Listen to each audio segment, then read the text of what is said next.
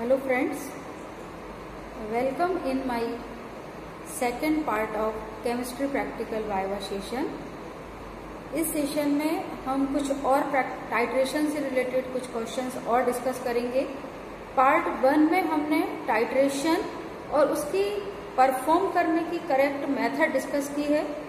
आज हम उससे जुड़े हुए कुछ और टर्मोलॉजी जो जनरली वाइवा में पूछे जाते हैं उनको हम डिस्कस करेंगे।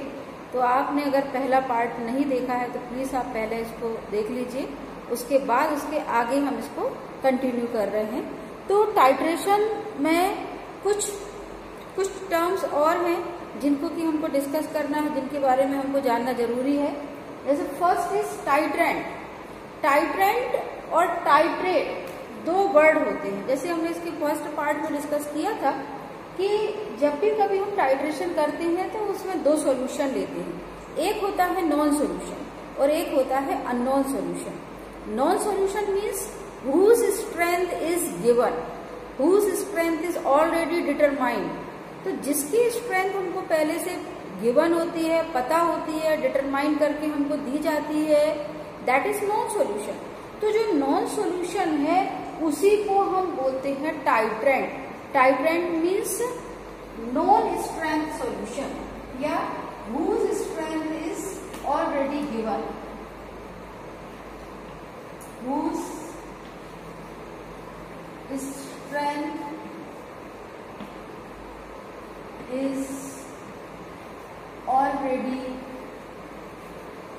given और determined, पहले से दी हुई रहती है। पहले से हमने जो हमको एम मिलता है, जो ऑब्जेक्ट मिलता है, उसमें लिखा रहता है कि किसी का भी, जैसे मान लीजिए ऑक्जेलिक एसिड है तो the normality of oxalic acid is N/10, मतलब पहले से ही वो दिया हुआ रहे। तो जिसकी स्ट्रेंथ हमको पहले से दी रही वह कहलाता है टाइट्रेंट और इसी को हम बोलते हैं नॉन सॉल्यूशन। और जिसकी हमको डिटरमाइन करना हो, whose strength to be determined, whose strength is to be estimated।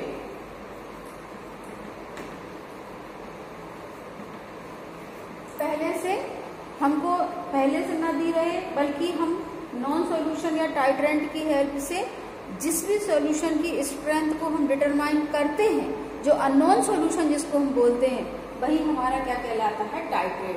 तो आप बिल्कुल इसमें कंफ्यूज नहीं होइएगा। नॉन सॉल्यूशन मीन्स टाइट्रेंट और अननोन सॉल्यूशन मीन्स टाइट्रेट, जिसकी स्ट्रेंथ हमको निकालना होती है। अब एक टर्म और आता है स्टैंडर्ड सॉल्यूशन। स्टैंडर्ड सॉल्यूशन मतलब क्या, जो नॉन सॉल्यूशन है वही स्टैंडर्ड सॉल्यूशन होता है। जो नॉन सॉल्यूशन है वही हमारा क्या कहलाता है, स्टैंडर्ड सॉल्यूशन। तो जिसकी ऑलरेडी हमको यहाँ पर स्ट्रेंथ दी हुई हो, जिसकी नॉर्मेलिटी ऑलरेडी गिवन हो, वही हमारा नॉन सॉल्यूशन है, वही हमारा स्टैंडर्ड सॉल्यूशन कहलाता है। अब स्टैंडर्ड सॉल्यूशन, नॉन सॉल्यूशन भी टू टाइप्स के होते हैं। First is primary standard solution, second is secondary standard solution. इस पर भी क्वेश्चन बनता है, क्योंकि क्वेश्चन जो है वो आपके आंसर से ही निकलेंगे।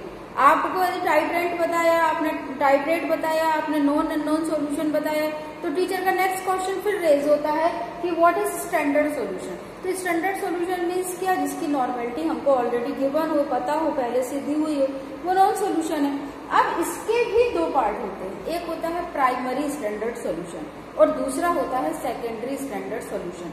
अब इसके बारे में भी हम जानेंगे कि प्राइमरी स्टैंडर्ड क्या होते हैं और सेकेंडरी स्टैंडर्ड क्या होते हैं।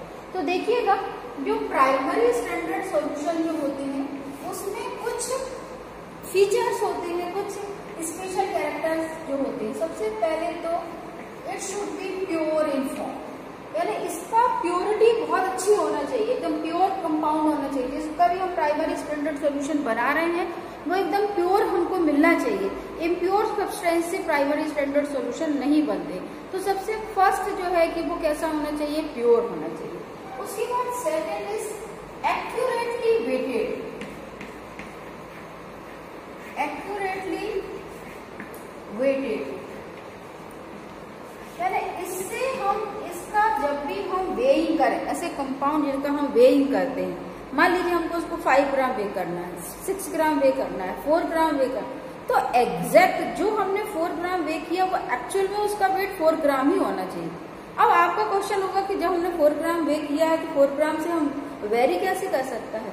तो इसमें होता ये है कि कुछ ऐसे कंपाउंड होते हैं जो हाइग्रोस्कोपिक होते हैं या इफ्लोरोसेंट होते हैं। अब आपको दो टर्म्स यहाँ पर आ गए, हाइग्रोस्कोपिक, इसके बारे में पता होना चाहिए, हाइग्रोस्कोपिक या दूसरा जो एक और इसमें जो टर्म होता है इफ्लोरोसेंट, इसके बारे में भी अपने को जो है पता होना चाहिए कि इफ्लोरोसेंट मीन्स क्या होता है या हाइग्रोस्कोपिक क्या होता है।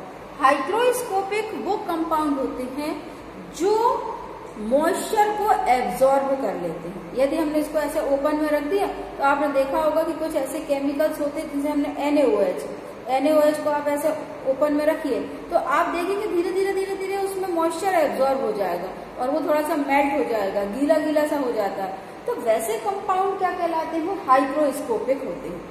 तो हाइग्रोस्कोपिक कंपाउंड यदि कोई है, हमने उसको वे किया, अब वे करने पर मान लीजिए उसने कुछ % मॉइस्चर एब्जॉर्ब कर लिया है, तो एक्यूरेटली वेटेड अगर हम बोले एग्जैक्ट वेट यदि हम निकालना चाहें तो वो नहीं निकलता है, वो कुछ ना कुछ % उसमें वेरी हो सकता है। तो मान लीजिए हमको n/10 का सॉल्यूशन बनाना है, हो सकता है वो n/9.9 का बना हो सकता है वो n/10.1 का बन गया हो, कुछ भी उसमें वेट वेरिएशन हो सकता है, कम ज्यादा जो है उसका हो सकता है। तो इससे जो है प्रॉब्लम इसमें आती है। तो हाइग्रोस्कोपिक मतलब जो कंपाउंड मॉइस्चर ओपन प्लेस में रखने पर मॉइस्चर को एब्जॉर्ब कर लेते हैं, they are hygroscopic in nature. और सेकेंड टर्म से इफ्लोरोसेंट। इफ्लोरोसेंट भी क्या होता है कि जैसे कई ऐसे कंपाउंड होते हैं जिनमें वाटर फॉर क्रिस्टलाइजेशन होता है, जैसे कॉपर सल्फेट। कॉपर सल्फेट जब हम लेते हैं तो इसमें 5 मोल ऑफ वाटर जो होता है वो वाटर फॉर क्रिस्टलाइजेशन होता है। अब यदि ऐसे कंपाउंड को हम लेकर के वे करें और वे करने के बाद जैसे हम ओपन प्लेस में रखते हैं तो इनका जो वाटर फॉर क्रिस्टलाइजेशन जो है वो ऑटोमेटिक धीरे धीरे अपने आप ही गैसियस फॉर्म में इवोपरेशन के साथ अपने आप ही वो एयर में मिक्स होता चला जाता है। तो वेट कैसा हो जाएगा उसका? कम हो जाएगा। जैसे कि जिप्सम है, जिप्सम में होता है कैल्शियम सल्फेट 2H2, तो यहाँ पर ये जो है 2H2 भी यहाँ पर वाटर फॉर क्रिस्टलाइजेशन है और इसमें भी सेम वही चीज होती है कि हमने ऐसा रखा तो धीरे धीरे उसके जो वाटर्स जो है वो एवोपरेट होकर के और एटमॉस्फेयर में मिल जाएंगे। तो वेट वेरिएशन आ गया। तो वेट वेरिएशन आने के कारण हम इनको फिर प्राइमरी स्टैंडर्ड के फॉर्म में नहीं ले सकते। तो ये जो कंपाउंड जो है जो आपका यहाँ पर जो हमने थर्ड जो हम इसका पॉइंट डिस्कस करते हैं तो हमको यहाँ पर फोर्थ पॉइंट जिसको हम डिस्कस कर देंगे तो हम बोलेंगे कि it should not be hygroscopic और इफ्लोरोसेंट। मतलब यहाँ पर अपन बोल सकते हैं नाइदर हाइग्रोस्कोपिक नॉर इफ्लोरोसेंट, या ना तो वो हाइड्रोस्कोपिक होना चाहिए और ना ही वो इफ्लोरोसेंट होना चाहिए, तब जाकर के वो प्राइमरी स्टैंडर्ड सॉल्यूशन कहलाएगा। फिर इसके अलावा और कई चीजें हैं, जैसे मान लीजिए इसमें और हम देखते हैं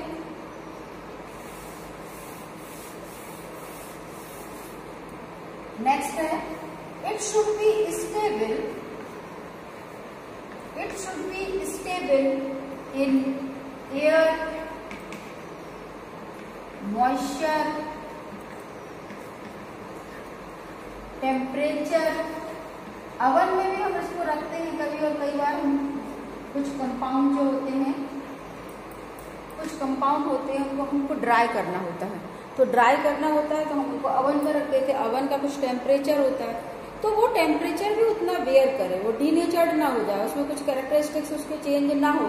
तो ये इस तरीके से जो है वो इसमें कुछ इस टाइप के कैरेक्टरिस्टिक्स जो है वो प्राइमरी स्टैंडर्ड सॉल्यूशन में होते हैं।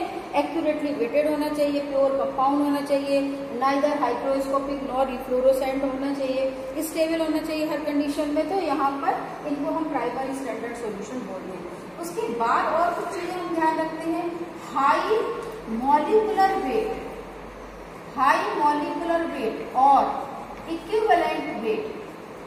किस टाइप का कंपाउंड होना चाहिए कि molecular weight should be high और इसके अलावा इक्विवेलेंट वेट, क्योंकि मॉलिक्यूलर वेट होगा तो इक्विवेलेंट वेट, इक्विवेलेंट वेट भी कैसा होना चाहिए, हाई होना चाहिए। हाई होगा तो हाई होने से जो हम वे करते हैं और वे करने पर जो कुछ एरर होते हैं, एरर्स जो आ जाते हैं, मैनुअल एरर्स जो आते हैं वो मिनिमाइज हो जाते हैं। तो वेट भी कैसा होना चाहिए, हाई होना चाहिए। अब इनके एग्जाम्पल्स कौन कौन से हैं, किन किन को हम यहाँ पर बोलते हैं कि as a primary standard solution हम उनको यूज कर सकते हैं। तो सबसे पहला जो है वो है ऑक्जेलिक एसिड। ऑक्जेलिक एसिड जो है उसको हम as a primary standard solution use कर सकते हैं। सेकेंड इज एनहाइड्रस, ये भी अपने को नॉलेज होना चाहिए, anhydrous sodium carbonate, anhydrous sodium carbonate या KCl। ये कुछ ऐसे कंपाउंड हैं जो हाइग्रोस्कोपिक नहीं होते, किसी प्रकार का मॉइस्चर, एयर या टेम्परेचर का कोई इफेक्ट नहीं होता, प्योर कंडीशन में हमको मिल जाते हैं। तो ये कहलाते हैं प्राइमरी स्टैंडर्ड सॉल्यूशन। और इनके कुछ एग्जाम्पल्स हैं जो हमको आंसर करते आना चाहिए कि टीचर ने यदि पूछा है तो हमको पूरा अच्छे तरीके से इनका नॉलेज होना चाहिए और आंसर करते भी बनना चाहिए। अब इसके साथ साथ जो हमने प्राइमरी देखा है, तो अब हम क्या देखेंगे, उसमें सेकेंडरी स्टैंडर्ड सॉल्यूशन भी हमको देखना है। तो सेकेंडरी स्टैंडर्ड सॉल्यूशन का यदि हमको आपसे पूछा जाए कि क्या मीनिंग होगा, तो जो इन सारे जो भी हमारे हमने जो यहाँ पर पॉइंट्स लिखे हैं, यदि जो इनको फॉलो ना करें, मतलब एकदम हमको प्योर कंडीशन में ना मिले कंपाउंड, एक्यूरेटली वेटेड नहीं हो पाएंगे, क्यों, क्योंकि वो हाइग्रोस्कोपिक होंगे या इफ्लोरोसेंट होंगे, तो वो एक्यूरेटली वेटेड नहीं हो पाएंगे, स्टेबिलिटी उनकी नहीं मिल पाएगी। तो ऐसे कंपाउंड जो इन सारे जितने भी जो ये टर्म्स हैं इनको फॉलो ना करें, वो कहलाते हैं सेकेंडरी स्टैंडर्ड सॉल्यूशन। तो सेकेंडरी स्टैंडर्ड सॉल्यूशन जैसे मान लीजिए KMnO4, KMnO4 जो होता है पोटेशियम परमैंगनेट, ये एकदम प्योर कंडीशन में हमको नहीं मिल पाता है। तो ये जो कंपाउंड जो है हमको यहाँ पर सेकेंडरी स्टैंडर्ड सॉल्यूशन के एग्जाम्पल हैं। इसके अलावा NaOH, KOH, ये सब थोड़े से हाइग्रोस्कोपिक नेचर के होते हैं, तो इससे मॉइस्चर का एब्जॉर्प्शन हो सकता है। H2SO4 है, HCl है, ये भी सेकेंडरी स्टैंडर्ड सॉल्यूशन होते हैं। तो अब सेकेंडरी स्टैंडर्ड सॉल्यूशन का यूज हमको करना है, तो हम किस तरीके से करेंगे, क्योंकि इसका एक्यूरेटली तो हो नहीं सकता, एक्यूरेटली वेटेड कंपाउंड होते नहीं है और एकदम एग्जैक्ट नॉर्मेलिटी का सॉल्यूशन बनता नहीं है। और ये जो है रखे रखे भी इनकी नॉर्मेलिटी चेंज हो जाती, प्राइमरी की नहीं होती, पर इनकी जो है रखे रखे भी ऑक्सीडाइज हो जाते हैं तो चेंज हो जाती। तो अब जब ये कंपाउंड हमारे को कहीं ना कहीं प्रॉब्लम क्रिएट करते हैं, तो हम किस तरीके से इनको यूज कैसे करें, तो उसके लिए यूज करने के लिए उसका सही तरीका है कि जब भी हमको जिस भी नॉर्मेलिटी का सॉल्यूशन बनाना है हम बना तो लें, बट उसको यूज करने से पहले, टाइट्रेशन में यूज करने से पहले उसको हम प्राइमरी स्टैंडर्ड सॉल्यूशन से स्टैंडर्डाइज करते हैं, जिसको हम बोलते हैं स्टैंडर्डाइजेशन। तो स्टैंडर्डाइजेशन जो टर्म जो हमारा पूरा स्टेप होता है टाइट्रेशन में, उसमें हम प्राइमरी स्टैंडर्ड सॉल्यूशन से सेकेंडरी स्टैंडर्ड सॉल्यूशन जिनका कि हमको यूज करना है एज ए इंटरमीडिएट या कहीं पर भी यूज करना है, तो पहले हम इनको स्टैंडर्डाइज करते हैं बिफोर टाइट्रेशन, और उसके बाद इसका हम एग्जैक्ट नॉर्मेलिटी निकाल लेते हैं कि एक्चुअल में ये कितने नॉर्मेलिटी का सॉल्यूशन है, और फिर उसकी हेल्प से हम किसी भी अननोन कंपाउंड की नॉर्मेलिटी और स्ट्रेंथ डिटरमाइन करते हैं। तो ये कुछ क्वेश्चंस हमको प्राइमरी और सेकेंडरी स्टैंडर्ड सॉल्यूशन के बारे में टीचर डिस्कस करते हैं, पूछते हैं, आप बहुत अच्छे से कॉन्फिडेंटली आंसर दीजिए। इसके बाद कुछ और कैलकुलेशन, जो कैलकुलेशन हम टाइट्रेशन में करते हैं उसके लिए भी बहुत डाउट रहते हैं बच्चों के कि किस तरीके से कहाँ N1 की वैल्यू पुट करें, कहाँ N2 की करें, कहाँ V1 की करें, कहाँ V2 की करें, ये कुछ क्वेश्चंस बहुत सारे माइंड में रहते हैं और डाउट्स रहता है, कभी भी हम वैल्यू को सही तरीके से पुट नहीं कर पाते। इसका बिल्कुल डाउट्स आप क्लियर करने वाली हूँ मैं। देखिएगा, होता यह है कि जब भी हम टाइट्रेशन करते हैं तो दो सॉल्यूशन हम यूज करते हैं।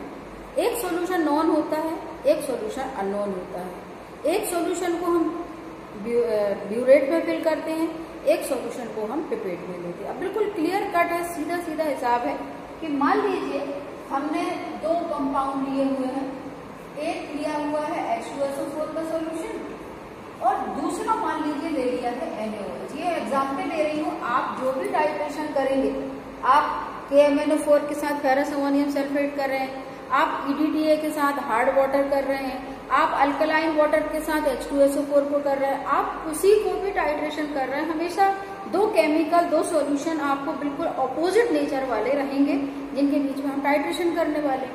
अब इसमें मान लीजिए हमने एग्जाम्पल लिया है कि ये H2SO4 है और ये NaOH है, और H2SO4 मान लीजिए इस टाइट्रेशन में नॉन सॉल्यूशन है जिसकी कि हमको यहाँ पर नॉर्मेलिटी ऑलरेडी गिवन है, ये नॉन सॉल्यूशन है, और NaOH का सॉल्यूशन सपोज कीजिए कि अननोन सॉल्यूशन है, तो ये इसको हमने यहाँ पर ले लिया। अब चूंकि ये नॉन सॉल्यूशन है, तो नॉन सॉल्यूशन है तो इसकी नॉर्मेलिटी ऑब्जेक्ट में दी रही है।